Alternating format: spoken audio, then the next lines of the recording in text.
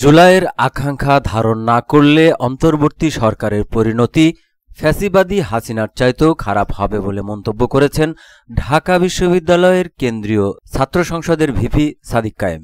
বৃহস্পতিবার রাতে কুষ্টিয়ার কুমারখালীর রায়ডাঙ্গা গ্রামে শহীদ আবরার ফাহাদের কবর জিয়ারত শেষে তিনি একথা বলেন।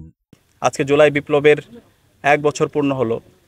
শহীদরা যে জন্য জীবন দিয়েছে একটি বৈষম্যহীন ইনসাফভিত্তিক বাংলাদেশ নির্মাণ করার জন্য।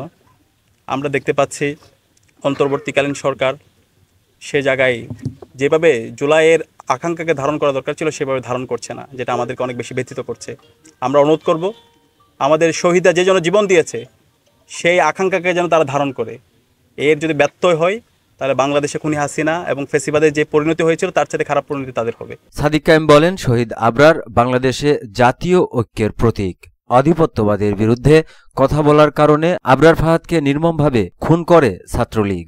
শহীদ আবরারের দেখানো পথেই জুলাই বিপ্লব হয়েছে। শহীদ আবরার আমাদের প্রেরণার বাতিঘর। আধিপত্যবাদের বিরুদ্ধে, আগ্রাসনের বিরুদ্ধে কথা বলার কারণে খুনি হাসিনা এবং তার দোসররা নিষিদ্ধ ঘোষিত ছাত্রলীগ শহীদ আবরার ভাইকে নির্মমভাবে সারা রাত নির্যাতন করে। ভিপি সাদিক বলেন, আমাদের অর্থনৈতিক শোষণ, রাজনৈতিক নিপীড়ন ও সাংস্কৃতিক গোলামির মধ্য দিয়ে যেতে হয়েছে। এ অবস্থার মধ্যেই আবরার ফাহাদ দাঁড়িয়ে গিয়েছিলেন, প্রতিবাদ করেছিলেন। তাকে আমরা শ্রদ্ধার সঙ্গে স্মরণ করছি। সব শহীদদের জন্য দোয়া ও মোনাজাত করছি।